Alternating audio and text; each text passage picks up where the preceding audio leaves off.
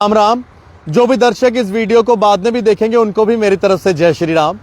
देखिए, सत्यपाल मलिक जी का एक स्टेटमेंट आता है प्राइवेट चैनल के ऊपर और उसके अंदर वो पुलवामा अटैक के ऊपर बड़ी सारी बातें करते हैं। वो ये भी कहते हैं कि पुलवामा अटैक जो हुआ उसको रोका जा सकता था। वो ये भी कहते हैं कि उन्होंने दिल्ली में बात की थी कि जहाज़ मिलने चाहिए। उन्होंने ये भी कहा कि प्राइम मिनिस्टर से बात हुई थी, प्राइम मिनिस्टर ने कहा कि आप अभी चुप रहिए, हम देख रहे हैं। तो ये सारी बातें तो सत्यपाल मलिक जी ने कही, लेकिन उसके बाद होता क्या है कि गृह मंत्री अमित शाह जी ये कहते हैं कि सत्यपाल मलिक जी ने जो ये बातें कही, ये बातें जब वो गवर्नर थे उस समय क्यों नहीं कही, ये उन्होंने अपना दफ्तर छोड़ने के बाद क्यों कहा। यानी कि अब जो घमासान हो चुका है वो सत्यपाल मलिक वर्सेस अमित शाह हो चुका है।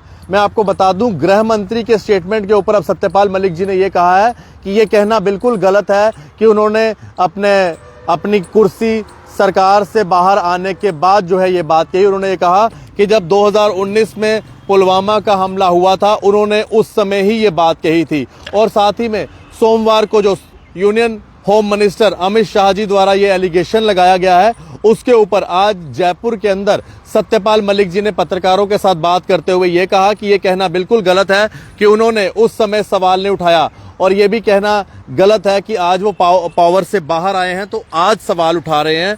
ये उन्होंने आज राजस्थान में पत्रकारों के साथ बात करते हुए कहा।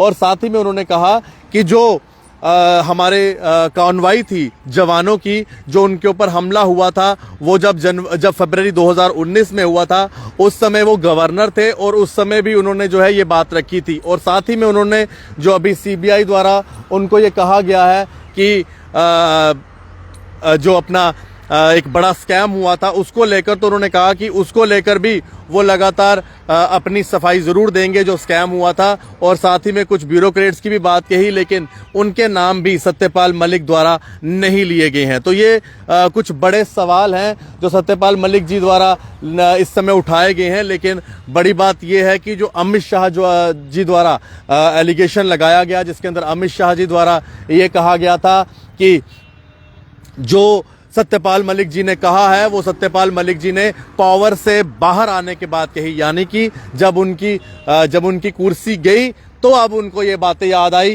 तो इसी के ऊपर सत्यपाल मलिक जी ने ये भी कह दिया है कि ये उन्होंने 2019 में जब हमला हुआ था तब भी कहा था, इसीलिए ये बात कहना बिल्कुल गलत है। यानी कि एक बड़ा जवाब दिया है सत्यपाल मलिक जी ने अमित शाह जी के स्टेटमेंट के ऊपर। और आज राजस्थान जयपुर के अंदर ये एक बड़ा जवाब दिया है अमित शाह जी को सत्यपाल मलिक जी ने। मैं आपको ये भी बता दूं, इसके अंदर कुछ और भी सवालात थे भारतीय जनता पार्टी को लेकर, तो उसके अंदर तो हम से अच्छा है कि हम जम्मू कश्मीर के परिप्रेक्ष्य में ही मैक्सिमम बात करें। जो मेजर बात थी वो पुलवामा हमले की बात थी, और पुलवामा हमले में जो अमित शाह जी ने कहा कि पावर में आने के बाद सत्यपाल मलिक जी को ये सारी बातें याद आ रही हैं, या बाकी बीजेपी की लीडरशिप भी यही कह रही है। तो उसके अंदर सत्यपाल मलिक जी ने कहा है कि ये कहना बिल्कुल गलत है कि वो बाहर आके ये बात कर रहे हैं। उन्होंने 2019 में भी ये बात कही थी, जिसका जिक्र उन्होंने उस प्राइवेट चैनल के एक इंटरव्यू में दिया।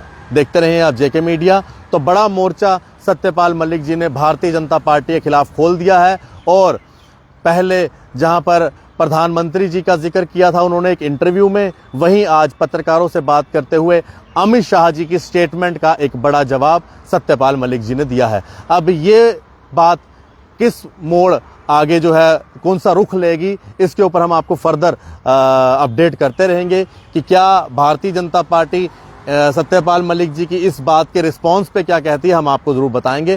फिलहाल आप लोग देखते रहें जेके मीडिया। सभी को मेरी तरफ से राम राम।